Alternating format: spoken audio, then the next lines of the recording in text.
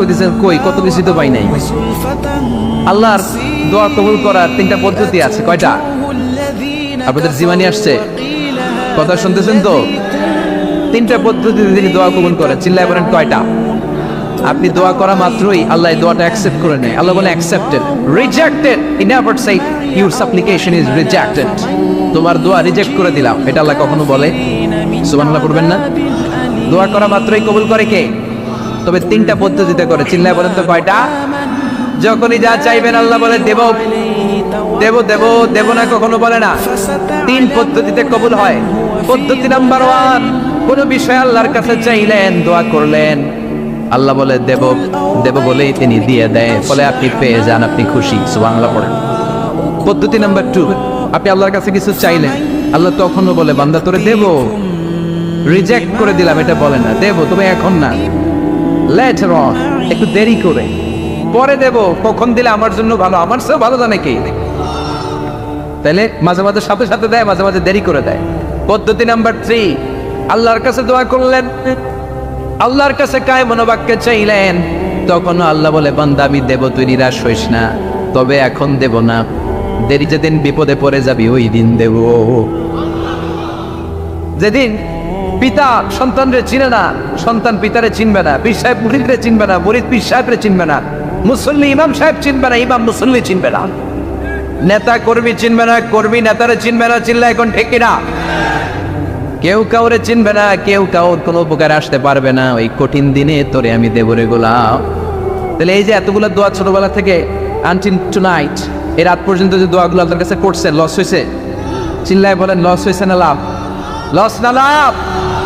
আল্লাহ বলে গোলাম চা বেশি বেশি দোয়া কর, উজিবু দাওয়াতাদ দাঈ ইযা দাআন। আমার বান্দা আমার কাছে চাইতে দেরি হয়ে যায়, দোয়া কবুল করতে দেরি হয়, এজন্য বারবার চাইতে হয়। না দিলেও চাও, না দিলেও হয় একটু পরে দিন, দেরি করে দিবে, যখন আমার জন্য উপকার হবে। সিনা চাক মানে বক্ষ বিদীর্ণ করা, ইংরেজিতে বলে ওপেন হার্ট সার্জারি। কি বলে? আপনাদের এই এলাকায় কারো হয় নাই? শুনছেন না এটা? ওপেন হার্ট সার্জারি, গলা থেকে নাভি পর্যন্ত একেবারে কেটে ফেলে। বিশ্বনবীকে এবার 3 বার এভাবে ওপেন হার্ট সার্জারি করা হয়েছে। একবার যখন বিষ্ণু ঈসা ইসলাম বনু সাদ গোত্রে ছিল তখন, দ্বিতীয়বার যখন কোরআন নাজিল হবে তার আগ দিয়ে তখন, 3 নম্বরে বিষ্ণু ঈসা ইসলামকে যখন ঊর্ধ্ব জগতের অনেক দামি দামি জিনিস দেখানো হবে ওই মেরাজ রজনীর সময়টাতে, তখন কোন সুবহানাল্লাহ। বিষ্ণু বলেন আমি উম্মে হানির ঘরে শুয়েছিলাম, আমাকে ছাদ 2 ভাগ করে ছাদের উপর দিয়ে নিয়ে হাতিমে কাবাতে শুইয়ে দেয়া হলো, গলা থেকে নাভি পর্যন্ত ছিঁড়ে ফেলা হলো, আমার হৃদয়টাকে বের করে জমজমের পানি দিয়ে ক্লিন করা হলো, আমার হৃদয়ে জ্ঞান, আমার হৃদয়ে ঈমান আর প্রজ্ঞা দিয়ে পরিপূর্ণ করা হলো। অনেক মুফাসসিরিন ইকরাম বলেছেন আলাম নাশরাহ লাকা সাদরাক মানে হচ্ছে হে নবী আমি কি আপনার বক্ষ বিদীর্ণ করি নাই? কেউ কেউ বলেছেন এটা দ্বারা উদ্দেশ্য হচ্ছে বিশ্বনবীর বক্ষ বিদীর্ণ করার মধ্য দিয়ে বিশ্বনবীকে আল্লাহ তাআলা ব্রড মাইন্ডেড বানিয়েছেন। সুবহানাল্লাহ পড়েন। বিশ্বনবী কি ন্যারো মাইন্ডেড ছিলেন? কি ছিলেন? জোরে বলেন, আরো জোরে। ব্রড মাইন্ডেড, উদার, আকাশের মতো বিশাল, সাগরের মতো বিশাল, পাহাড়ের মতো সুউচ্চ ছিল বিশ্বনবীর হৃদয়, ঠিক কিনা? শুধু মুমিনদের জন্যই বিশ্বনবীর হৃদয়ে মায়া ছিল না, কাফেরদের জন্য মায়া ছিল। সুবহানাল্লাহ পড়েন। রাহমাতাল লিল আলামিন, আমার নবী কি ছিল?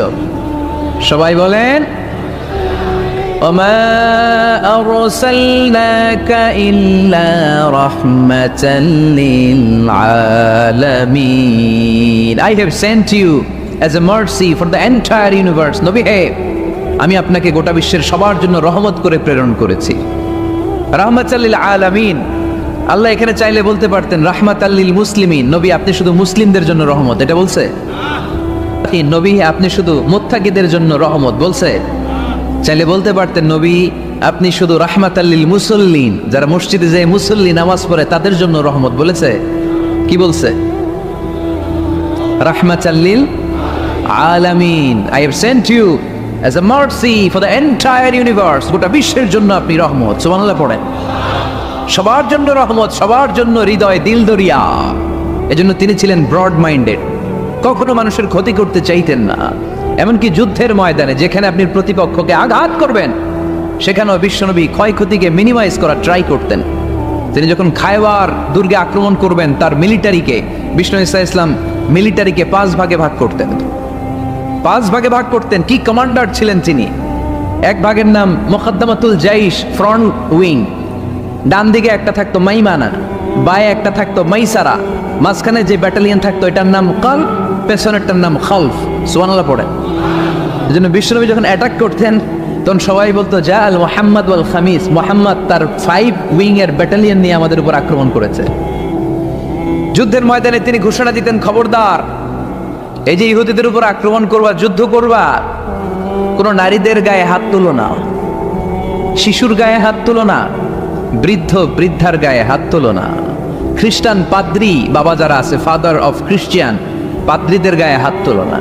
যুদ্ধ করতে যে গবাদি পশু মেরো না, গাছপালাগুলো ভেঙো না। সুবহানাল্লাহ কইতে মনে চায় না? গেছে যুদ্ধ করতে, গেছে কি, কিন্তু ক্ষয়ক্ষতি মিনিমাইজ করার জন্য কি চেষ্টা করতেন! কি রহমতের নবী! সবাইকে সম্মান করতেন, সবাইকে মানুষ হিসেবে দেখতেন। আমরা ভাগ করে ফেলি, আমরা দেখা মাত্রই যদি দেখি মাথায় টুপি আর দাড়ি, তখনই ভাবা শুরু করি এটা কার মুরিদ? কি সরসিরার মুরিদ, না চরমনায়ের মুরিদ, না আটরশির মুরিদ, না অমুক জায়গার মুরিদ? অথবা আমরা বলতে শুরু করি এ কি জামাত করে, না খেলাফত মজলিস করে, না ইসলামী আন্দোলন করে, না তাবলীগ করে? ভাগাভাগি আছে না নাই? কিন্তু আমরা তাকে মানুষ হিসেবে দেখি না।